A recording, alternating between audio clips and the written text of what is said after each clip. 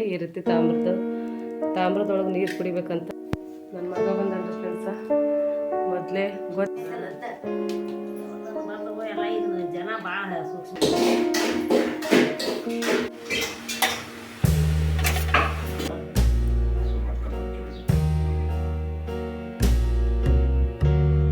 Hi hello friends, ಎಲ್ಲರೂ ಹೇಗಿದ್ದೀರಾ? ಎಲ್ಲರೂ ಆರಾಮದ್ದೀರಾ ಅಂತ ಅಂದ್ಕೊಂಡು ನೋಡಿರಿ, ನಾನು ಕೂಡ ಆರಾಮದ್ದೀನಿ ರೀ ಫ್ರೆಂಡ್ಸ.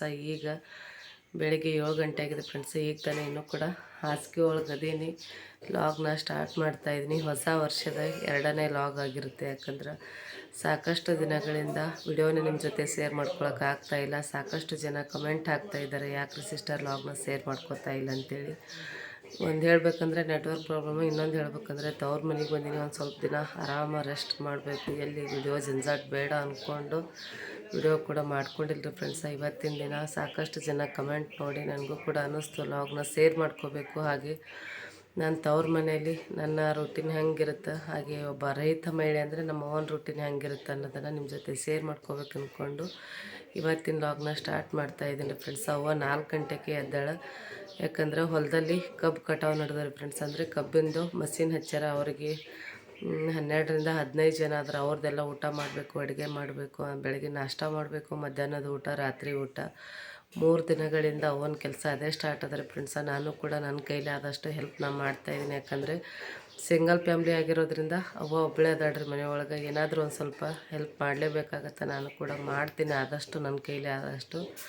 ಅದ್ರ ಸಲುವಾಗಿ ಈಗ ಅವ್ವ ಕೂಡ ನಾಷ್ಟಕ್ಕೆ ಪ್ರಿಪ್ರೇಷನ್ ಮಾಡ್ಲಾತ್ತಾಳ್ರಿ. ನನಗೆ ಮನ್ಕೊಂಡಿದ್ದೆ, ಆಕಿನ ಕೆಲಸ ನೋಡಿ ಇಲ್ಲ ಹೇಳ್ಬೇಕು, ಎಷ್ಟೊತ್ತು ಮನ್ಕೊಂಡ್ರೆ ಇನ್ನೂ ಮನ್ಕೊಳಂಗೆ ಅನ್ನಿಸ್ತದೆ. ಒಂದು ಸ್ವಲ್ಪ ಎದ್ದು ಏನಾದರೂ ಹೆಲ್ಪ್ ಮಾಡಬೇಕು.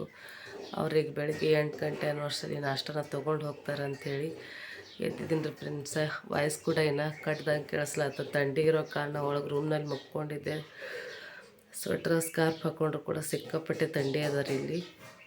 ನಿಮ್ಮ ಕಡೆ ಇನ್ನೂ ಯಾವ ರೀತಿ ಥಂಡಿ ಅದಂತ ಕಮೆಂಟ್ ಮುಖಾಂತರ ತಿಳಿಸಿ ಫ್ರೆಂಡ್ಸ. ಹಾಗೆ ನನ್ನ ಚಾನಲನ್ನು ಯಾರು ಸಬ್ಸ್ಕ್ರೈಬ್ ಮಾಡ್ಕೊಲಾರ್ದೆ ನೋಡ್ತಾ ಇದ್ದೀರಾ, ಪ್ಲೀಸ್ ಸಬ್ಸ್ಕ್ರೈಬ್ ಮಾಡಿಕೊಡ್ರಿ. ನಿಮ್ಮ ಫ್ರೆಂಡ್ಸ್ ಫ್ಯಾಮಿಲಿ ಜೊತೆಗೆ ಶೇರ್ ಮಾಡ್ಕೊಳ್ಳಿ, ಒಂದು ಲೈಕ್ ಕೊಡಿ. ಹಾಗೆ ನಿಮ್ಮ ಏನೇ ಅಭಿಪ್ರಾಯಗಳಿದ್ದರೂ ಕೂಡ ಕಮೆಂಟ್ ಮುಖಾಂತರ ತಿಳಿಸಿ ಫ್ರೆಂಡ್ಸ. ಇವತ್ತು ನನ್ನ ಓನ್ ರೂಟೀನ ಹಾಗೆ ನನ್ನ ರೂಟೀನ ಯಾವ ರೀತಿ ಇರುತ್ತಂತ ಶೇರ್ ಮಾಡ್ಕೊತೀನಿ ಬನ್ನಿ ಫ್ರೆಂಡ್ಸ. ಟೈಮ 7 ಗಂಟೆ ಆಗಿದೆ. ಅಟ್ಕೋಬೋದು, ಏನೋ ಮುಖ ಸತೆ ತೊಳ್ಕೊಂಡಿಲ್ಲ, ಹಾಸಿಗೆ ಒಳಗೆ ಕೂತೀನಿ, ಎದ್ದು ಸ್ಟಾರ್ಟ್ ಮಾಡ್ಕೊಂಡಿನಿ. ನೋಡಮ್ರಿ ಏನೇನೆಲ್ಲ ಆಗುತ್ತೆ ಅಂಥೇಳಿ.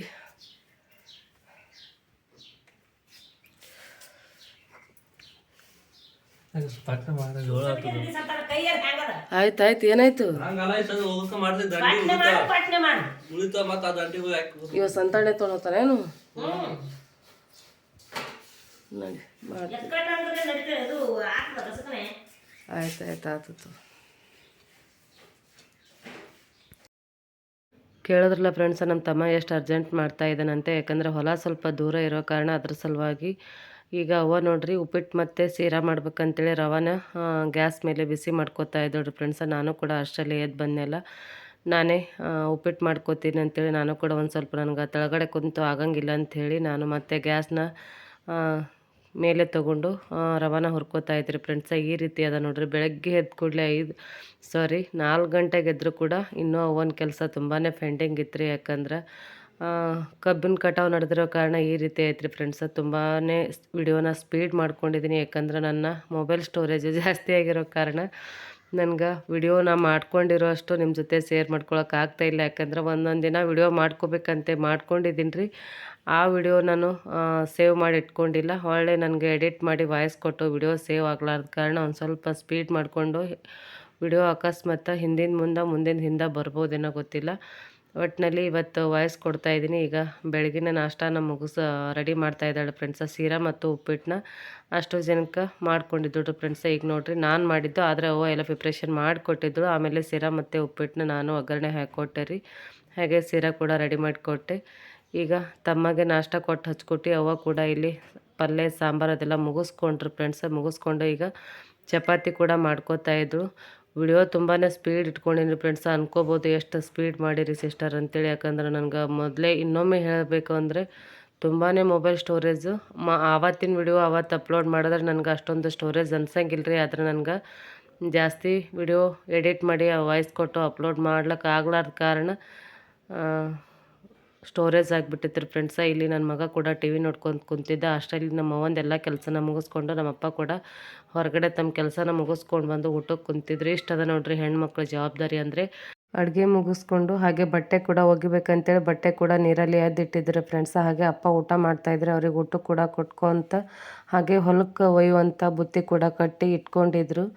ಈಗ ಅಪ್ಪ ಮತ್ತು ತಮ್ಮ ಕೂಡಿ ಮತ್ತೆ ರಿಟರ್ನ್ ತಮ್ಮ ಕೂಡ ನಾಷ್ಟಾನ ಕೊಟ್ಟು ರಾತ್ರಿ ಒಯ್ದಿರುವ ಬಾಂಡೆಗಳನ್ನ ತೊಗೊಂಡು ಬಂದಾರೆ ಫ್ರೆಂಡ್ಸ್. ಯಾಕಂದ್ರೆ ಮತ್ತೆ ರಿಟರ್ನ್ ಅವ್ರಿಗೆ ಸಾಂಬಾರು ಗಿಂಬಾರು ತೊಗೊಂಡು ಹೋಗ್ಲಿಕ್ಕೆ ಕಿಟ್ಲಿ ಅಂತೀವ್ರಿ ಫ್ರೆಂಡ್ಸ್. ಈಗ ಈ ರೀತಿ ಕಿಟ್ಲಿನ ಸಾಂಬಾರು ತೊಗೊಂಡು ಹೋಗ್ತಾರೆ. ಅವ್ವ ಕೂಡ ಅದನ್ನು ಕ್ಲೀನ್ ಮಾಡಿಕೊಂಡು ಈಗ ಸಾಂಬಾರು ಕೂಡ ರೆಡಿ ಹಾಕ್ಕೊಂಡು ಹಾಗೆ ತಮ್ಮ ಒಂದಿಷ್ಟು ಬುತ್ತಿ ತೊಗೊಂಡು ಹೋದರೆ. ಈಗ ಅವ್ವ ಕೂಡ ಬುತ್ತಿ ತೊಗೊಂಡು ಈಗ ರಿಟರ್ನ್ ಹೊಲಕ್ಕೆ ಹೋಗ್ತಾ ಇದ್ದಾಳೆ ಫ್ರೆಂಡ್ಸ್. ಈ ರೀತಿ ಅದ ನೋಡ್ರಿ ಒಬ್ಬ ರೈತರ ಹೆಂಡತಿ ಅಂತ ಅನ್ಬೋದು.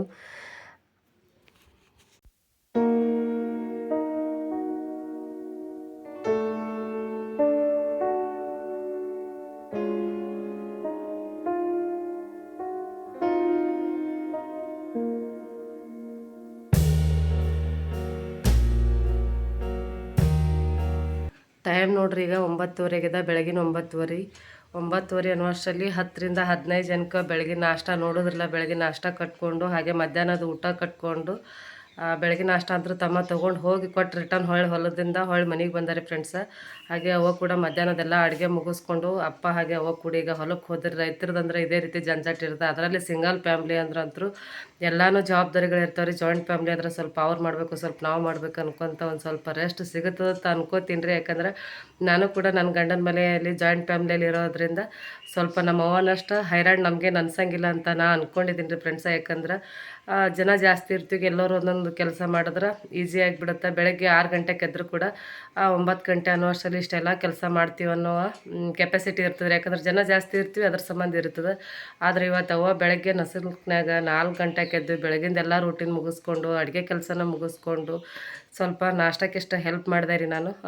ಅದನ್ನೆಲ್ಲ ಮುಗಿಸ್ಕೊಂಡು ಈಗ ಹಿಂದೆ ಉಳಿದಿರುವ ಎಲ್ಲ ಕೆಲಸಗಳು ಬಾಂಡೆಗಳು ಕೂಡ ಜಾಸ್ತಿ ಇದಾವೆ, ನೀನು ತಿಕ್ಕೋಕ್ಕಾಗಂಗಿಲ್ಲ ಅಂತೇಳಿ ಅದನ್ನೆಲ್ಲ ತೊಳೆದು ಬಟ್ಟೆ ತೊಳೆದು ಅದನ್ನೆಲ್ಲ ಮುಗಿಸ್ಕೊಂಡು 9:30 ಅನ್ನುವಷ್ಟರಲ್ಲಿ ಹೊಲಕ್ಕೆ ಹೋದೋಡ್ರಿ ಫ್ರೆಂಡ್ಸ. ನೋಡಿದ್ರಲ್ಲ ಯಾವ ರೀತಿ ನಡೀತಾಳೆ ನಮ್ಮವ್ವ ಅಂತೇಳಿ. ವಯಸ್ಸಿನ್ನು ತುಂಬಾ ಸಣ್ಣದದ, ಆದರೆ ಇನ್ನೂ ನಮ್ಮ ತಮ್ಮರ್ಸು ಕೂಡ ಸಣ್ಣವ್ರು ಅದಾರ. ಅವ್ರದ್ದು ಇನ್ನೂ ಮದ್ವೆ ಇಲ್ಲರಿ ಫ್ರೆಂಡ್ಸ. ಸ್ವಸ್ಥರು ಬಂದರೂ ಕೂಡ ಯಾರು ಏನು ಮಾಡ್ತಾರೋ ಬಿಡ್ತಾರೋ ಗೊತ್ತಿಲ್ಲ. ಮುಂದಿನ ಹಣೆ ಬರಂತ್ರು ಯಾರೂ ನೋಡಿ ಬಂದಿಲ್ಲ ರೀ. ಹೀಗೆ ಒಂದು ಸೈಡ್ ಪೂರ್ತಿ ನಮ್ಮ ಒಂದು ಸೊಂಟ ಒಪ್ಪರೆ ಆಗಿಬಿಟ್ಟದ್ರಿ ಫ್ರೆಂಡ್ಸ. ಸಿಕ್ಕಾಪಟ್ಟೆ ಹೈರಾಣಾಗ್ತಾಳೆ. ಆ ಹೈರಾಣಕ್ಕೆ ಪ್ರತಿಫಲ ಏನು ಸಿಗ್ತದೆ ಗೊತ್ತಿಲ್ಲ. ಆದ್ರೆ ಆ ದೇವರ ಆಶೀರ್ವಾದ ಸದಾ ನನ್ನ ತಂದೆ ತಾಯಿ ಹಾಗೆ ನನ್ನ ತಮ್ಮರ ಮೇಲೆ ಇರಲಿ ಅಂತ ಅದನ್ನೊಂದೇ ನಾನು ಯಾವತ್ತೂ ಆ ದೇವರಿಗೆ ಕೇಳ್ಕೊಳ್ಳೋದು. ಏನೋ ಒಂಥರ ಇದಾಯ್ತು ರೀ ಫ್ರೆಂಡ್ಸ್. ಸರ್ಜರಿ ಆಗಿರೋದ್ರಿಂದ ಎಷ್ಟೋ ನಾನು ಎಳ್ಯಾಡ್ತೀನಿ. ನಮ್ಮವ್ವ ಅವಾಗ ಹಿಡ್ಕೊಂಡು ದುಡ್ಕೋತ ಬಂದಾಳ. ಒಂದು ಸೈಡ್ ಬಾಗಿದ್ರು ಕೂಡ ಇನ್ನೂ ದುಡಿಬೇಕನ್ನೋ ಹೌಸಿ ಅದಾರೆ. ಯಾಕಂದ್ರೆ ಇನ್ನೂ ಮಕ್ಕಳು ಮದುವೆ ಮಾಡಬೇಕು, ಅವ್ರ ದಿನ ಭವಿಷ್ಯ ರೂಪಿಸ್ಬೇಕು. ನನ್ನ ಕೈಲಿಗೆ ಎಷ್ಟು ದಿನ ಆಗುತ್ತಾ ಅಷ್ಟು ದಿನ ಇನ್ನೂ ದುಡಿಬೇಕನ್ನೋ ಹೌಸಿ ಒಳಗೆ ಅದಾಳ್ರಿ ಫ್ರೆಂಡ್ಸ. ಅದರ ಸಲುವಾಗಿ ಇವತ್ತಾದರೆ ಈ ವಿಡಿಯೋ ಕ್ಲಿಪ್ನ ನನ್ನ ರೂಟೀನ್ ಅಂತೂ ಇಲ್ಲಿ ಶೇರ್ ಮಾಡ್ಕೊಳಕ್ಕೆ ಸಾಧ್ಯನೇ ಇಲ್ಲ. ಯಾಕಂದ್ರೆ ನಾನು ಏನೂ ಕೆಲಸನೇ ಮಾಡೋಂಗಿಲ್ಲ.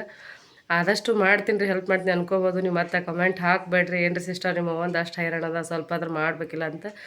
ಸುಮ್ಮನೆ ಅದು ಇದು ಕೆಲಸ ಮಾಡ್ಕೋತೀನಿ ರೀ ಫ್ರೆಂಡ್ಸ್. ಅಡುಗೆ ಕೆಲಸಗಳಂತೂ ಗೊತ್ತೇ ಇದೆ. ನಾನೆಲ್ಲ ಹಿಂದಿನ ವಿಡಿಯೋಗಳು ನೋಡಿದ್ರೆ ನನ್ನ ಸಬ್ಸ್ಕ್ರೈಬರ್ಸ್ಗೆ ನನ್ನ ವ್ಯೂವರ್ಸ್ಗೆ ಅದು ಹೇಳೋದೇ ಬೇಡ.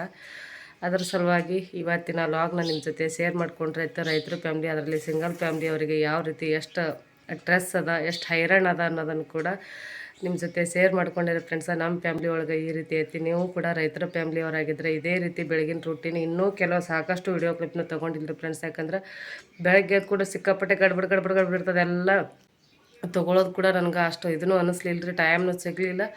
ಎಷ್ಟಾಗುತ್ತೆ ಅಷ್ಟನ್ನು ಶೇರ್ ಮಾಡ್ಕೊಂಡೆ ಫ್ರೆಂಡ್ಸ. ಸಂಜೆ ತನಕ ಏನಾಗುತ್ತೆ ನೋಡಬೇಕು. ಇನ್ನೂ ಕೂಡ ಸಂಜೆ ಇವತ್ತು ಕಬ್ಬು ಕಟಾವು ಮುಗೀತು ಅಂದ್ರೆ ರಾತ್ರಿ ಊಟಕ್ಕೆ ಇರಂಗಿಲ್ಲ ಫ್ರೆಂಡ್ಸ್. ಅಕಸ್ಮಾತ್ ಇನ್ನೂ ಸ್ವಲ್ಪ ಮಿಕ್ಕದಂದ್ರೆ ಮತ್ತೆ ಅವ್ವ 4 ಗಂಟೆಗೆ ಬಂದು ಮತ್ತೆ ಸಂಜೆ ಅಡುಗೆ ಕೆಲಸನ ಮಾಡ್ಕೊತಾಳೆ ಫ್ರೆಂಡ್ಸ್. ಅದನ್ನು ಕೂಡ ಸಾಧ್ಯ ಆದರೆ ನಿಮ್ಮ ಜೊತೆ ಶೇರ್ ಮಾಡ್ಕೋತೀನಿ. ಇಲ್ಲ ಅಂದರೆ ಬನ್ನಿ ಫ್ರೆಂಡ್ಸ್, ಈಗ ಸಾಂಬಾರು ಮಾಡ್ಕೊಂಡಿರಿ ಒಂದಿಟ್ಟು. ಅಂದ್ರೆ ನಮ್ಮ ಮಧ್ಯಾಹ್ನ ಅಡುಗೆ ಮುಗಿದತ್ರಿ. ಅದ್ರ ಸಲುವಾಗಿ ಸುಮ್ಮನೆ ಸ್ವಲ್ಪ ಮಾಡಂತೇಳಿ ಅವ್ವ ಫೋನ್ ಮಾಡಿ ಹಿಡ್ದೋಡ್ರಿ ಫ್ರೆಂಡ್ಸ. ಅದ್ರ ಸಲುವಾಗಿ ಇಷ್ಟು ಚಪಾತಿ ಮಾಡಿ ಇಟ್ಕೊಂಡಿದ್ದೀನಿ ಒಮ್ಮೆ. ಹಾಗೆ ಸಾಂಬಾರು ಮಾಡ್ಕೊಂಡಿದ್ದೀನಿ, ಚಪಾತಿ ಮಾಡ್ಲಾತೀನಿ ಫ್ರೆಂಡ್ಸ. ರೈತರ ಮನೆ ಯಾರ್ಯಾರ್ದು ತವ್ರ ಮನೆ ರೈತರ ಮನೆ ಅದ. ನೀವು ಕೂಡ ನಿಮ್ಮ ಗಂಡನ ಮನೆಯಿಂದ ತವ್ರ ಮನೆಗೆ ಬಂದಾಗ ಇದೇ ರೀತಿ ಅಡುಗೆ ಮಾಡ್ತಿದ್ರೆ ಕಮೆಂಟ್ ಹಾಕಿ. ಯಾಕಂದ್ರೆ ರೈತರದ್ದು ಯಾವಾಗ ಏನು ಕೆಲಸ ಬರ್ತಾವ ಅಂತ ಹೇಳೋಕ್ಕಾಗಲ್ಲ ಫ್ರೆಂಡ್ಸ. ಅವಾಗ ಕೂಡ ದಿನ ಡೈಲಿ ಬಂದೇ ಅಡುಗೆ ಮಾಡ್ತಿದ್ದಾರೆ. ಇವತ್ತು ಹೊಲದಾಗ ಗಾಡಿ ನಡೆಸೋರು ಯಾರು ಇದ್ರು ಫ್ರೆಂಡ್ಸ. ಅವಾಗ ನಡ್ಕೊತ ಬರೋದಾಗಂಗಿಲ್ಲ. ನಮ್ಮ ತೋಟ ಇಲ್ಲಿನಿಂದ 5 ಕಿಲೋಮೀಟ್ರ್ ಆಗುತ್ತೆ ರೀ. ಊರ್ಲಿಂದ ನಮ್ಮ ತೋಟಕ್ಕೆ ಹೋಗ್ಬೇಕಂದ್ರೆ 5 ಕಿಲೋಮೀಟ್ರ್ ಆಗುತ್ತೆ. ಅದ್ರ ಸಲುವಾಗಿ ಅವಾಗ ಬರೋಕ್ಕಾಗಲ್ಲ, ನಡ್ಕೊಂಡು ನಾನೇ ಎಲ್ಲ ಮಾಡ್ತೀನಿ ತೋರಗೋ ಅಂಥೇಳಿ ಸ್ವಲ್ಪ ಇತ್ತು ಅಂಥೇಳಿ ಮಾಡ್ಲಾತೀನಿ ನೋಡ್ರಿ.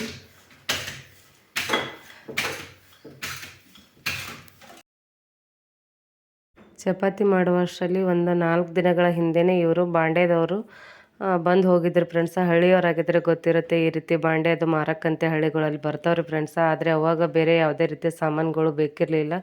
ಈ ರೀತಿ ವೇಸ್ಟ್ ಒಂದಿಷ್ಟು ಹಳೆ ಸಾಮಾನುಗಳಿದ್ದು ಅವನ್ನೆಲ್ಲ ಹಾಕಿ ಈ ರೀತಿ ಒಂದು ನೀರಿನ ಹೂಜಿ ಅಂದರೆ ನಲ್ಲಿ ಇರುವಂಥ ತಾಮ್ರದ ನೀರಿನ ಹೂಜಿನ ಬೇಕಾಗಿತ್ತು ರೀ ಫ್ರೆಂಡ್ಸ. ಅದ್ರ ಸಲುವಾಗಿ ಅದನ್ನು ತೊಗೊಂಡು ನಾನು ಕೂಡ ತುಂಬಾ ಮಸ್ತ್ ಅದ ರೀ ಫ್ರೆಂಡ್ಸ. ಯಾಕಂದ್ರೆ 3 ಜನ ಇರೋದರಿಂದ ಅವರಿಗೆ ಡೈಲಿ ತಾಮ್ರ ಕೊಡ ಅಥವಾ ತಾಮ್ರ ಹಂಡೆ ಅದಾವ್ರಿ ಮನೆಯೊಳಗೆ. ಆದರೂ ಕೂಡ ಅದನ್ನು ಯೂಸ್ ಮಾಡೋಕೆ ದಿನ ಅವಾಗ ಆಗಂಗಿಲ್ಲ, ಕ್ಲೀನ್ ಮಾಡಿ ಇಟ್ಕೊಳ್ಳೋದು ಹೊಲಕ್ಕೆ ಹೋಗೋ ಅರ್ಜೆಂಟಲ್ಲಿ ಅಂಥೇಳಿ ಅದನ್ನು ಯೂಸ್ ಮಾಡ್ತಿರ್ಲಿಲ್ಲ. ಅದ್ರ ಸಲುವಾಗಿ ಇದು ಒಂದು ತಾಮ್ರದ್ದು ಹುಜಿನ ತೊಗೊಂಡು ಹಾಗೆ ಮಾಡಿರುವಂಥ ಅಡುಗೆನ ಸಾಂಬಾರು ಮತ್ತು ಚಪಾತಿನ ಹಾಕಿ ಕೊಟ್ಟೆ ರೀ ಫ್ರೆಂಡ್ಸ.